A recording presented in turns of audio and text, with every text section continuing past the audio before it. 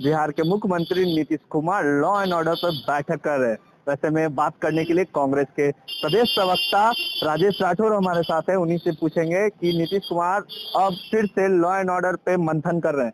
राजेश जी, नीतीश कुमार फिर से law and order पे मंथन कर रहे हैं। देखिए, माननीय मुख्यमंत्री 16 साल में घोषणा, मंथन, मीटिंग, समीक्षा के अलावा क्या किए हैं? किसी कोई एक क्षेत्र है घोषणा के अलावा जिसमें मुख्यमंत्री बिहार को अव्वल ले गए हो?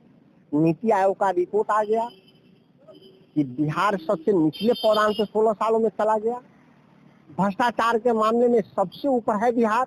लूट, हत्या, बलात्कार, लॉ एंड ऑर्डर पे इतनी बुरा हाल कहीं रहा है वो तो मैं नहीं, भारतीय जनता पार्टी के प्रदेश अध्यक्ष संजय जायसवाल जी लगातार सवाल उठाते रहे हैं। तो आखिर नीतीश कुमार जी किसके आंखों में धूल झोंक रहे हैं? शिक्षा के क्षेत्र में नीचे हैं, स्वास्थ्य के क्षेत्र में नीचे हैं। नीति आयोग ने आर्थिक दृष्टिकोण से सबसे नीचे बिहार को मान लिया। अब नीतीश कुमार बताएं, वो सिर्फ कुर्सी बजाने में आगे रहे हैं, बिहार के बाकी चीजों में पीछे रखे हैं। तो खाना पूर्ति कर रहे हैं, क्योंकि भारतीय जनता पार्टी भी देख रही है कि नीतीश कुमार अब काम नहीं सिर्फ खाना पूर्ति कर रहे हैं। बीजेपी के एमएलसी हैं टूना पांडे, उन्होंने नीतीश कुमार को परिस्थितियों का मुख्यमंत्री बता दिया। अब तो आश्चर्य होता है कि एक वक्त था जब हमारे साथ नीतीश कुमार जी थे और शहाबुद्दीन साहब जेल से छूटे थे, तब उन्होंने कहा था कि माननीय मुख्यमंत्री नीतीश कुमार जी परिस्थितियों का सीएम है। तब बिहार सरकार आनंद फानंद में आके उनके खिलाफ सुप्रीम कोर्ट गई, उनको सजा दिलाई जेल, हालांकि जेल में उनका इंतकाल भी हो गया। उनको अपने गांव की मिट्टी भी नसीब नहीं होने दी नीतीश की सरकार ने। लेकिन आज तो वही भाजपा के एमएलसी टूना पांडे जी कह रहे हैं कि नीतीश कुमार परिस्थिति के सीएम है। और टूना पांडे कहे क्यों नहीं, जब उन्हीं के प्रदेश अध्यक्ष संजय जायसवाल लगातार ने इस सरकार बनने के बाद लॉ एंड ऑर्डर पे लगातार सरकार को घेरते रही है। इस कोरोना काल में भारतीय जनता पार्टी, उनके मंत्री, उनके विधायक, उनके सांसद क्षेत्रों में घूम के, हॉस्पिटलों में घूम के जनता की सेवा कम, सरकार के कारनामे ज्यादा उजागर कर रहे थे, हॉस्पिटल की कमियां ज्यादा गिना रहे थे। तो इसका मतलब नीतीश कुमार की कमी गिना रहे थे।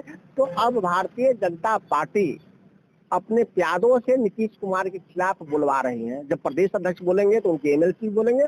और भारतीय जनता पार्टी का एकमात्र एक उद्देश्य है कि 20 साल से जिस नीतीश कुमार को हो रहा है, सबसे छोटे दल होने के बावजूद, कम वोट के मालिक होने के बावजूद, भारतीय जनता पार्टी आज अपने गठबंधन को सबसे बड़ी पार्टी है।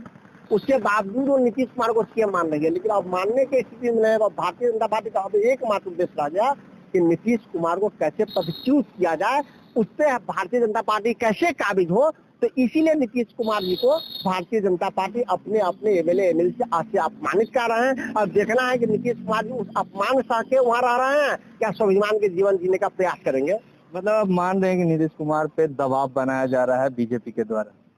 नीतीश कुमार पे दबाव नहीं बनाया जा रहा है, नीतीश कुमार को अपमानित किया जा रहा है, गलत कह रहा है, भ्रष्टाचारी बताया जा रहा है, लॉ एंड ऑर्डर में फेल बताया जा रहा है, मेडिकल के क्षेत्रों में फेल बताया जा रहा है। तो कोरोना काल में भारतीय जनता पार्टी के तमाम एमएलए घूम के, मंत्री घूम के कह रहे थे कोरोना हॉस्पिटल में कुछ व्यवस्था नहीं है, अब हो जाएगा।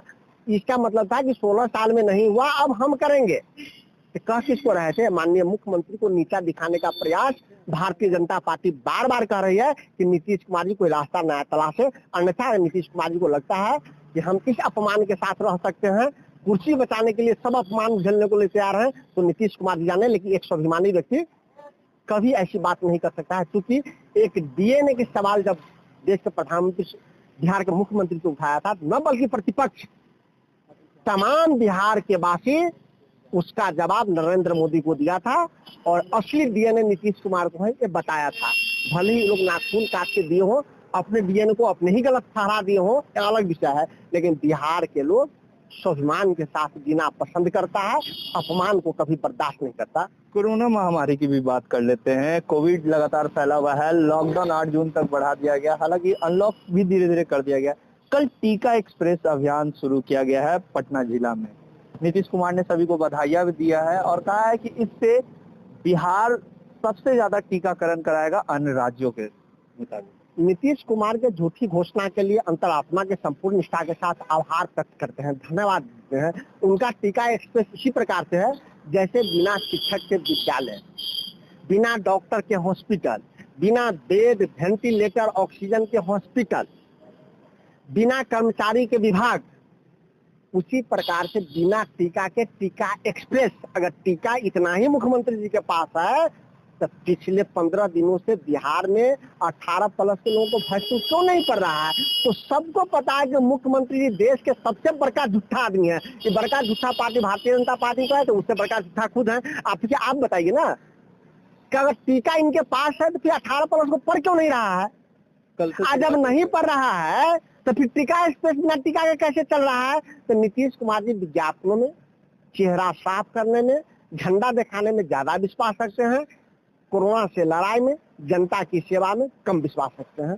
तो ये थे राजेश राठौर, जिन्होंने सीधे तौर पे कहा कि नीतीश कुमार झंडा दिखाने में ज्यादा विश्वास रखते हैं और कोरोना से जो लड़ाई है उसमें कम विश्वास रखते हैं। अब देखने वाली बात है कि इनके बयान के बाद क्या कुछ प्रतिक्रिया सत्ता पक्ष से आती है। बाकी की तमाम अपडेट्स के लिए देखते रहे लाइव बिहार। अभी के लिए इतना ही, नमस्कार। लाइव बिहार यूट्यूब पर सब्सक्राइब और फेसबुक पर लाइक जरूर करें।